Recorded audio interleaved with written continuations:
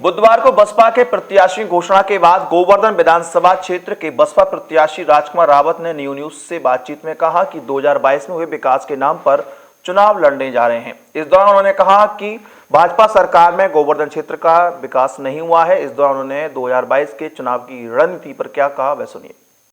बसपा ने मथुरा के प्रत्याशियों के नामों की घोषणा करने के बाद राजनीतिक गतिविधियां तेज हो गई हैं और बसपा ने भी अपनी मथुरा जनपद में गतिविधियां तेज कर दी हैं। यहाँ पर बसपा के वरिष्ठ नेता संगठन सेठी हैं और पूर्व विधायक राजकुमार रावत। सबसे पहले विधायक जी आपसे ही पूछ लेते हैं,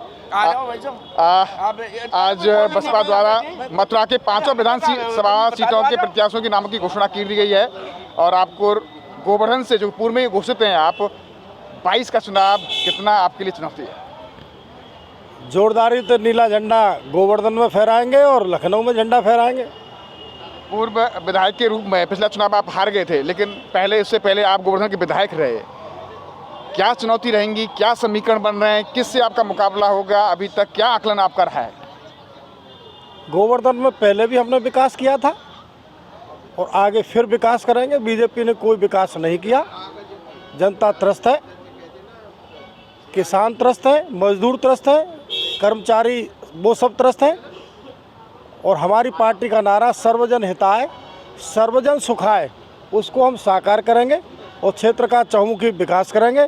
पहले भी हमने विकास किया था और आगे भी हम ही विकास करेंगे। 5 साल का कार्यकाल कैसा रहा है गोवर्धन का? क्या काम नहीं हुए हैं जो आपने कराए, फिर वो बीजेपी सरकार में नहीं हुए? भैया काम की बात तो मैं ये कहूँ कि हमारे जो बीजेपी के जो विधायक वहाँ रहे, आप जो मानो वो कहो कि खुशी और गम में शामिल ना हुए, विकास कार्य की बात तो बहुत दूर की बात है। यहाँ पर बसपा नेता संगठन रेड्डी साहब हैं, 5 सीटों के नाम घोषित कर दिए गए हैं आपके द्वारा आज। क्या हमारे द्वारा नहीं, माननीय सांसद, मेरा मतलब ये है कि बसपा के पदाधिकारियों द्वारा, सांसद जी द्वारा क्या उम्मीद है मथुरा में, क्या रणनीति रहेगी, कितनी सीटें मान रहे हैं मथुरा में आपकी जीत के लाएंगे? मथुरा में हम 5 सीटें जीतेंगे।